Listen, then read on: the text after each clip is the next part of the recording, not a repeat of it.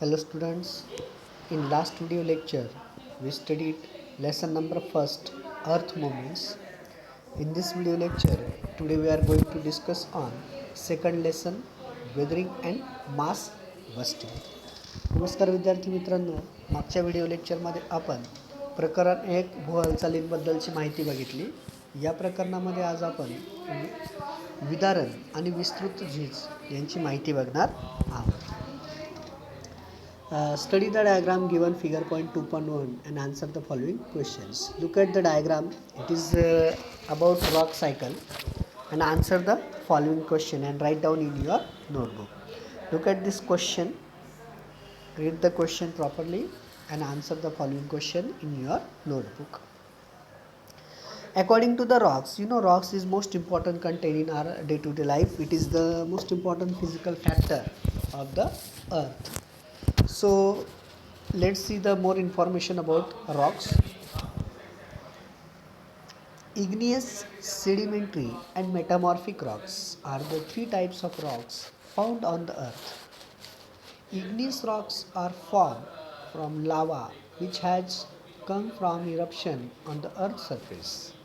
Igneous rocks are therefore the first rocks formed on the earth's surface.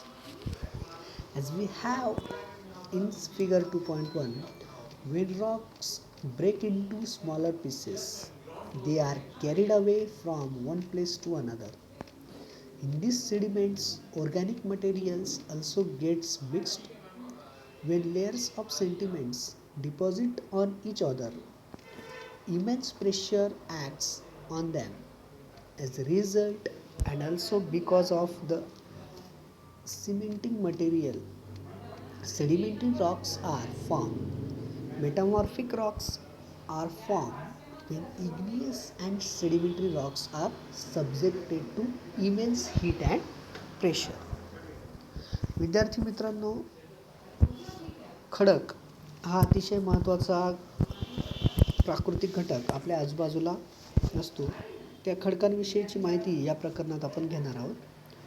पृथ्वीवर सर्वसाधारणपणे अग्निजन्य खडक, स्तरित खडक आणि रूपांतरित खडक असे खडकांचे 3 प्रकार आढळतात. पृथ्वी भूपृष्ठावर ज्वालामुखीतून बाहेर पडणाऱ्या लावारसापासून अग्निजन्य खडक निर्माण होतात. अग्निजन्य खडक हा पृथ्वीवरील प्रथम निर्माण झालेला खडक आहे. पृथ्वीवरील खडकाचे लहान लहान तुकडे होतात. ते वाहून नेले जाऊन अन्य ठिकाणी एकमेकांवर स्तरांच्या रूपात संचयित होतात. या अवसादात अन्य जैविक घटकही मिसळले जातात. यावर प्रचंड दाब पडत असल्यामुळे व लुकन पदार्थाद्वारे स्तरित खडकांची निर्मिती होते. रूपांतरित खडकांची निर्मिती ही अग्निजन्य आणि स्तरित खडकांवर ची निर्मिती होते. रूपांतरित खडकांची निर्मिती ही अग्निजन्य व स्तरित खडकांवर प्रचंड दाब पडल्याने व उष्णता निर्माण झाल्याने होते. How can rocks break? Rocks which are exposed are affected by the climate of that region. Rock can break because of the water, pressure, heat, etc. In various different ways. Those rocks which have joints or layer breaks easily than rocks with a homogeneous. Generally, sedimentary rocks break easily than igneous rocks. खडक कसे तुटतात सांगता येईल. खडक कसे तुटतात? ज्यावेळेस भूपृष्ठावर उघडा पडलेल्या खडकावर त्या भागातील हवामानाचा प्रभाव पडतो. पाणी, दाब, उष्णता इत्यादींमुळे खडकांचे खंडन होते. एकसंध खडकापेक्षा जोड किंवा स्तर असलेले खडक सहज तुटू शकतात. सर्वसाधारणतः अग्निजन्य खडकापेक्षा स्तरित खडक सहज तुटतात. Next important is that weathering. According to the weathering, when rocks break, the grains in the rocks get disintegrated. This means they get wet and over a period of time. They get eroded and break. Weathering is the physical or chemical breakdown due to weather conditions. It occurs mainly through the action of water and temperature on rock and the reaction of rocks to this process. As very little or no motion of material takes place in weathering, it is called in situ process. Weathering often results in rounding and smoothing of sharp edges of rocks. पुढील महत्त्वाचा घटक आहे तो म्हणजे विदारण. विदारण म्हणजे खडक कायिक किंवा रासायनिक पद्धतीने विदारित होतात. त्यामुळे खडकाचे प्रामुख्याने दोन प्रकार पडतात, कायिक विदारण आणि रासायनिक विदारण. विदारणाचे दोन प्रकार पडतात. पहिला आहे कायिक विदारण, दुसरं आहे रासायनिक विदारण.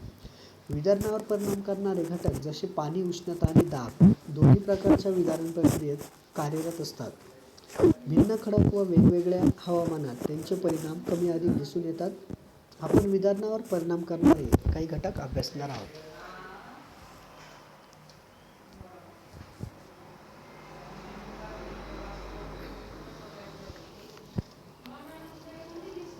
The rocks are whether physically or chemically. So basically, three are two types of weathering: physical and chemical factors such as water, heat, and pressure, which affect weathering.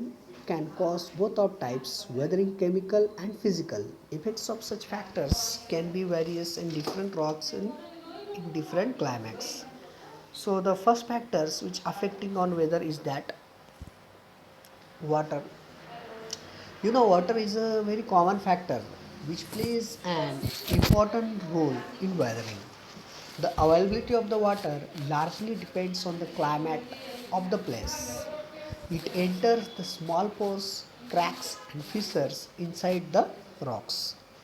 In areas where diurnal range of temperature is high, water inside the cracks freezes during nights. During daytime, it again becomes water. When water freezes, its volume increases.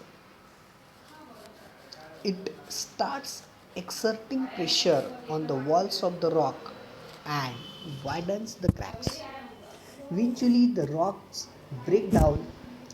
This process is called freeze and thaw weathering. पाणी हा सर्वसामान्यतः महत्त्वाचा घटक असून त्याच्यात विदारणात महत्त्वाची भूमिका आहे. प्रदेशाच्या हवामानावर पाण्याची उपलब्धता अवलंबून असते. खडकातील लहान भेगा आणि छिद्रांमध्ये पाणी शिरते. जेथे दैनिक तापमान कक्षा उच्च असते अशा प्रदेशात भेगांमध्ये शिरलेले पाणी रात्रीच्या वेळेला गोठते. दिवसाच्या कालावधीत त्याचे पुन्हा पाण्यात रूपांतर होते. जेव्हा पाणी गोठते त्यावेळी त्याच्या आकारमानात वाढवते. त्यामुळे खडकाच्या भिंतीवर त्याचा दाब पडून भेग रुंदावते. ही क्रिया सतत चालू राहिल्याने अखेरीस खडक तुटतो किंवा फुटतो. या क्रियेला गोठण वितळण प्रक्रिया असे म्हणतात. Look at this figure.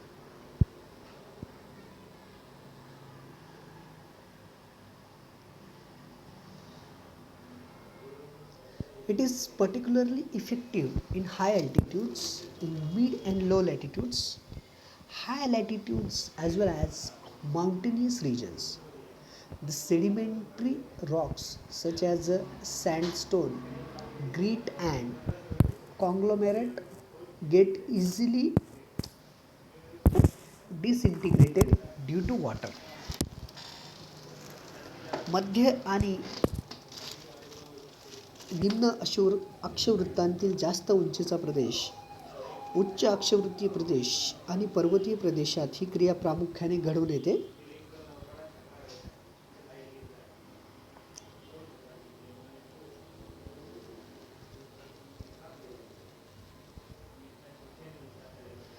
Water also breaks down the rocks chemically.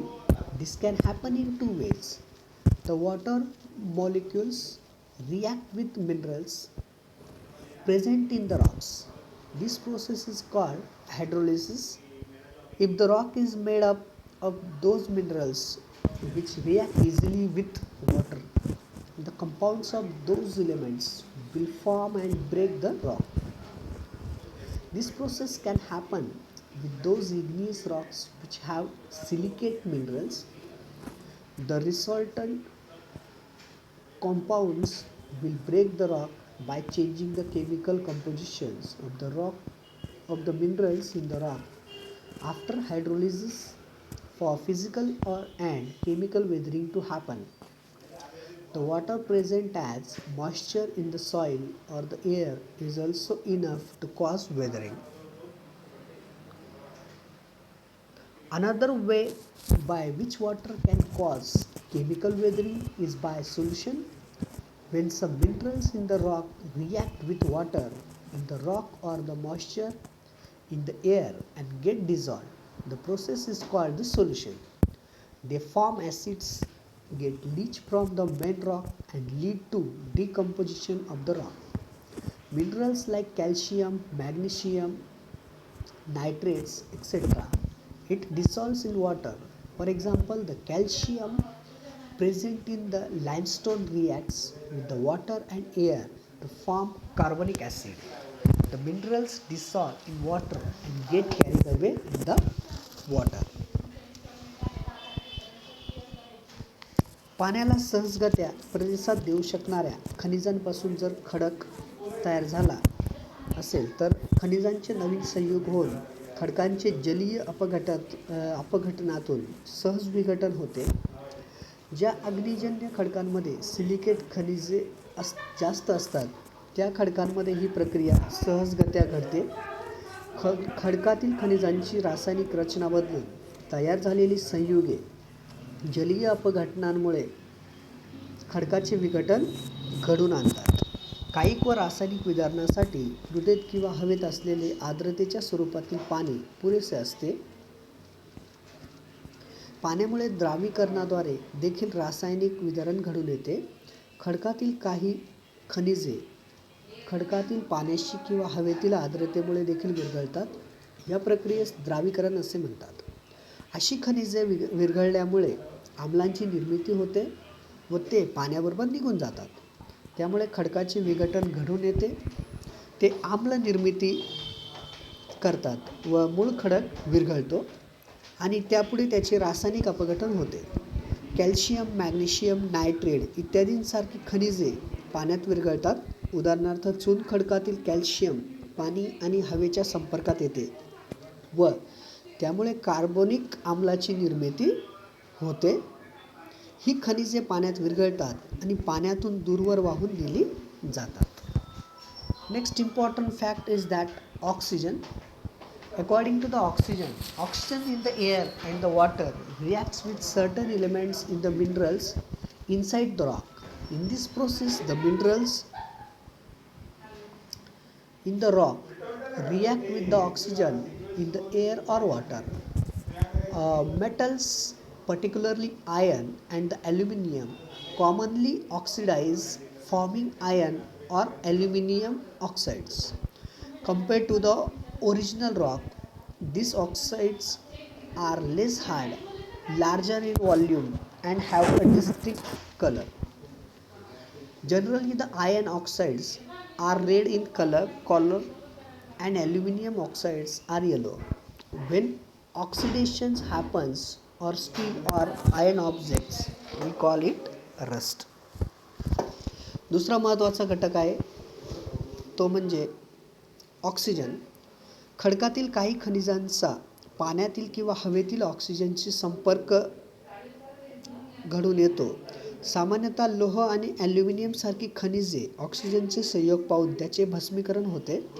भस्मीकरण झालेल्या खडकाची मूळ खडकाशी तुलना केल्यास त्याचा कठीणपणा कमी होतो,